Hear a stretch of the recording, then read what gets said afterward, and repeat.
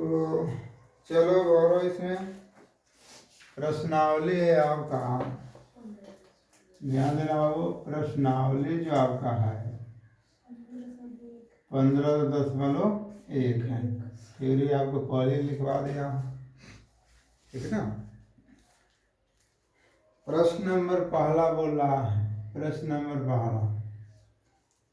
पहला कह रहा है कि प्रयोक्ता घटना ए की प्रयोक्ता प्लस ई मतलब नहीं की घटना किसके बराबर होता है। तो तुम्हें बताया था ना ये वाला कि ये घटित हो गया है, और तुम्हें ये बताया गया था ये घटित नहीं हुआ है।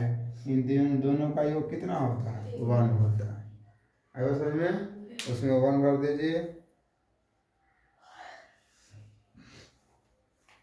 उसको 1 भर दीजिए।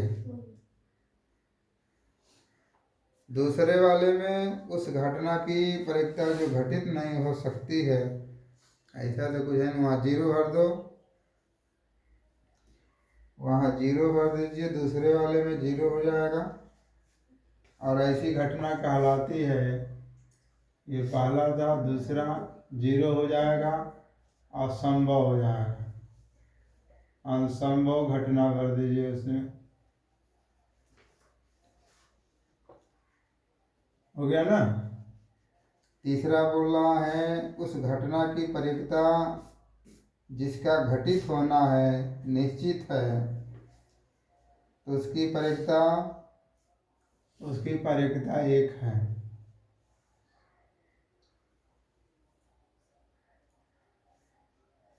और ऐसी घटना निश्चित घटना कहलाती है, ऐसी घटना निश्चित घटना कहलाती है। चौथा पर आ जाइए, किसी प्रयोग की सभी प्रारंभिक घटनाओं की संभावनाओं का योग, वही बताया था, ये कितना हो जाएगा? 1 हो जाएगा।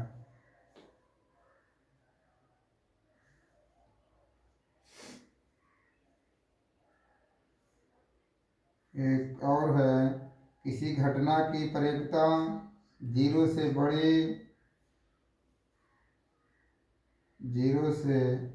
बड़ी और उसके बराबर 0 से बड़ी और 1 से कम होती है। देखो वहाँ फार्मूला लिखा,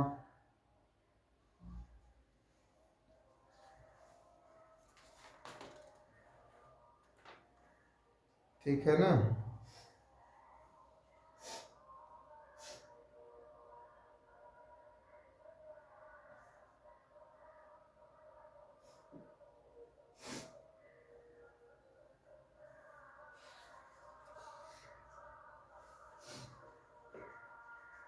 और इसमें तीसरे वाले में तो और कुछ लिखना नहीं है, तीसरे वाले में अपने से करना।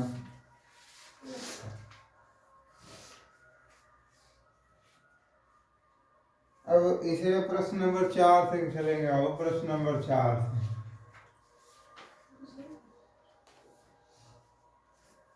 प्रश्न नंबर 4 से हम चलेंगे, आप उसको पढ़ लेना। लिख रहा है निम्नलिखित में से कौन सी घटना प्रयोक्ता नहीं हो सकती? निम्नलिखित में से कौन सी घटना प्रयोक्ता नहीं हो सकती है? और इसका 4 ऑप्शन दिया है। 2/3 लिखा है, दूसरा -1.5 लिखा है, तीसरा तुम्हारा लिखा है 15%, और चौथा लिखा है 0.7। तो प्रयोक्ता नहीं हो सकती है। प्रयोक्ता नहीं होने का मतलब कि तुम्हें जो शर्त दिया है प्रयोक्ता का कि किसी का भी प्रयोक्ता निकालो, या तो वो 0 के बराबर होगा और नहीं तो 1 से कम होगा, यही लिखवाया था ना, चेक कर लीजिएगा, वही है।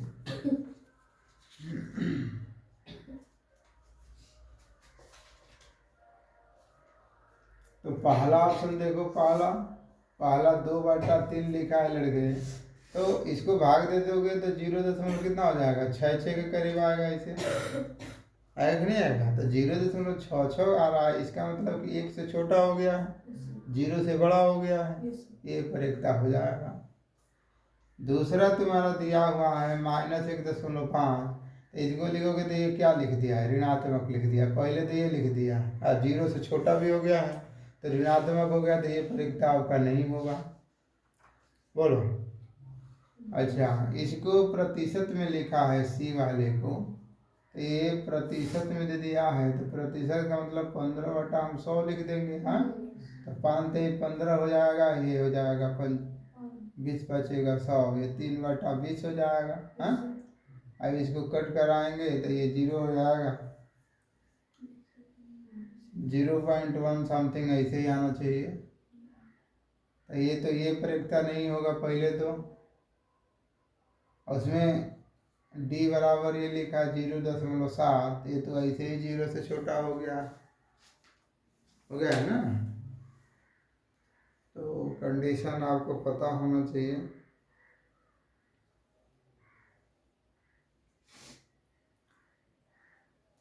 यहाँ कट कर दिया ना, यही आपका नहीं होगा, बाकी सब होगा।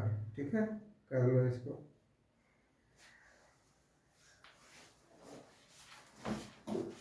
जल्दी से अगला सवाल तुम्हारा प्रश्न नंबर लड़के प्रश्न नंबर तुम्हारा 5 दिया हुआ है। प्रश्न नंबर 5 देखो यहाँ पर।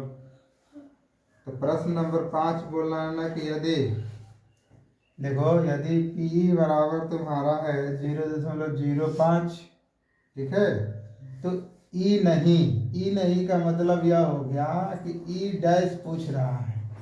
जो परिकता ई डैश है वो कह रहा है कितना होगा। ई नहीं का मतलब ये होगा परिकता जो नहीं है।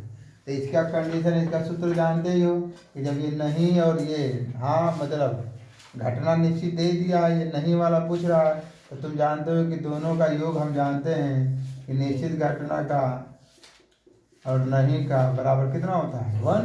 तो इसका मान है तो 0.05, ये हो जाएगा पी ई डैश हो जाएगा, यहाँ 1 हो जाएगा, पक्षांतर कर दो तो P E dash equal to हो जाएगा 1 माइनस 0.05। इसको घटा दोगे तो कितना हो जाएगा तुम्हारा? इसे घटाएंगे हम लोग तो 5 हो जाएगा, 9 हो जाएगा 0.। ठीक है, तो यही आपका क्या हो जाएगा? आंसर। ठीक ना, करिए इसे। ये कैसे? प्रश्न नंबर लड़के 6 बोल रहा है। प्रश्न नंबर हमारा कितना है? 6। देखिए इसको, ये कह रहा है ना कि एक थैले में केवल नींबू की महक वाली मीठी गोलियां हैं। लड़के वो कह रहा है कि एक मान लो ऐसे थैला लिया गया है और इस थैले में जो भी गोली डाला गया, ध्यान देना, ये नींबू की महक का है, नींबू की महक वाली गोली है। समझ आ रहा है? तो उसमें पहला बोल रहा है कि आपको परिकता बताना है संतरे की महक वाली गोली, संतरे की महक वाली गोली। तो आप जब इसको लगाने जाओगे, देखो ये थैला में पहले ही बोल दिया कि एक आपको थैला दिया गया है, उस थैले में नींबू की महक वाली गोली आपको दिया गया है। इसमें संतरा का नाम ही नहीं लिया है, इसका मतलब यह हो गया कि इस थैले में संतरा महक वाली गोली है ही नहीं है। तो नहीं है तो आप यहाँ पर लिखोगे कि चूंकि दिए गए थैले में केवल नींबू की महक वाली गोली है, संतरे क्या लिख दिया यहाँ पर? संतरे की महक वाली नहीं है। अतः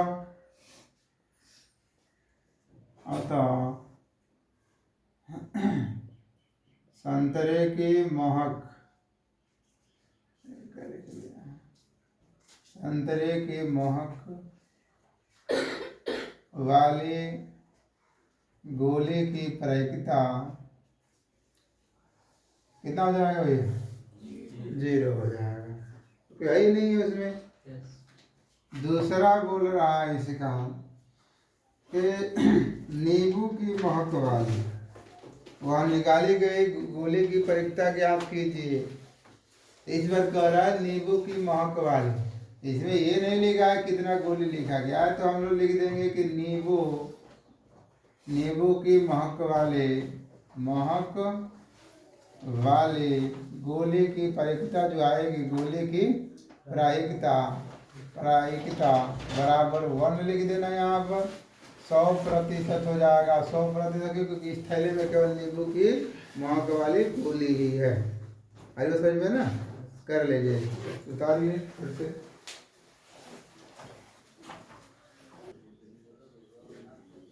अगला प्रश्न बाबू, ओ भैया, प्रश्न नंबर 7 तुम्हारा है।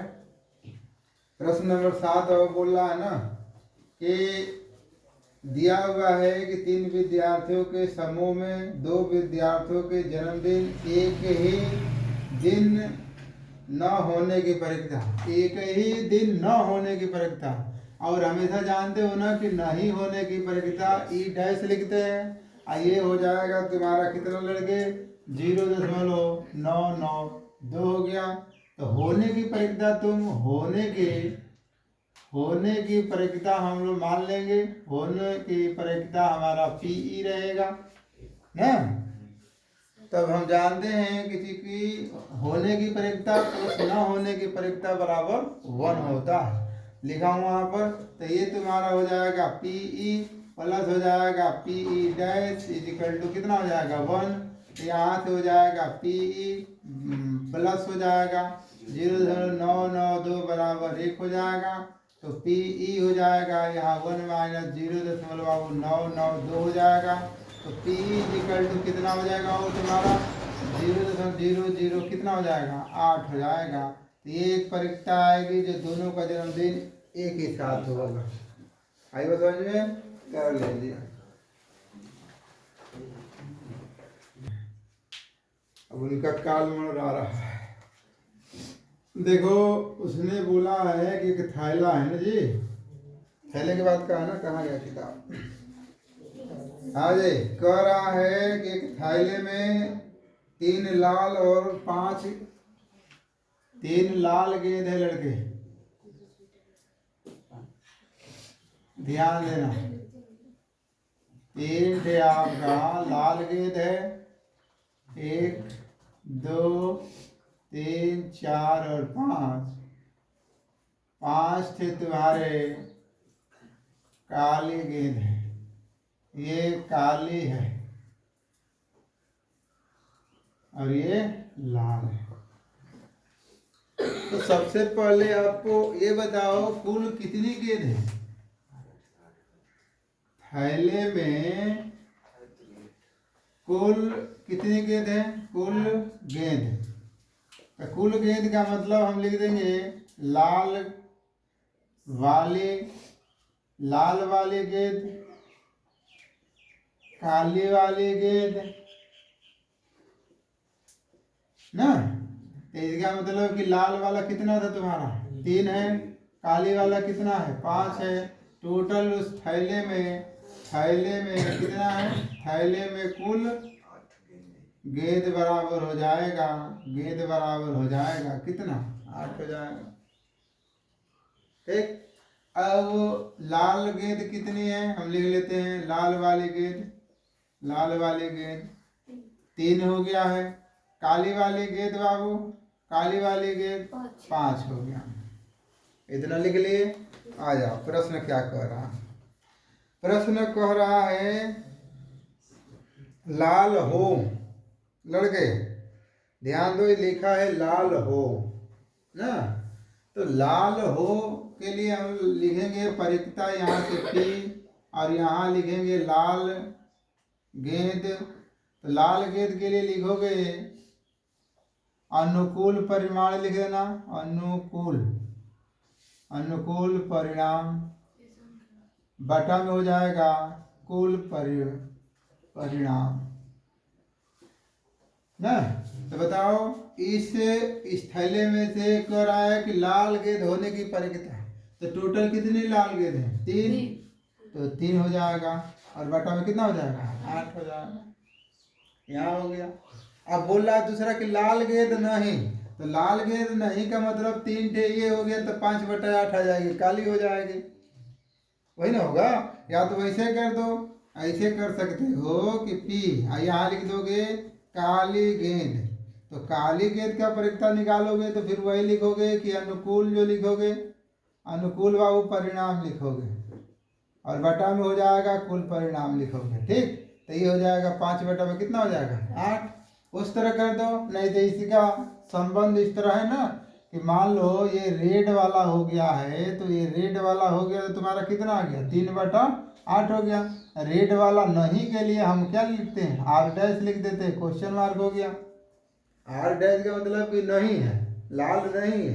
और इन दोनों का संबंध तुम जानते हो कि PR और PR' जब निकालोगे तो बराबर कितना हो जाएगा? 1, यही ना होगा। देखो ये हाँ वाला है और ये नहीं वाला है, तब यहाँ से हल करोगे तो 3/8 हो जाएगा, प्लस हो जाएगा PR' हो जाएगा बराबर 1, तो P हो जाएगा R' इजिकल टू 1 माइनस कितना हो जाएगा? 3/8।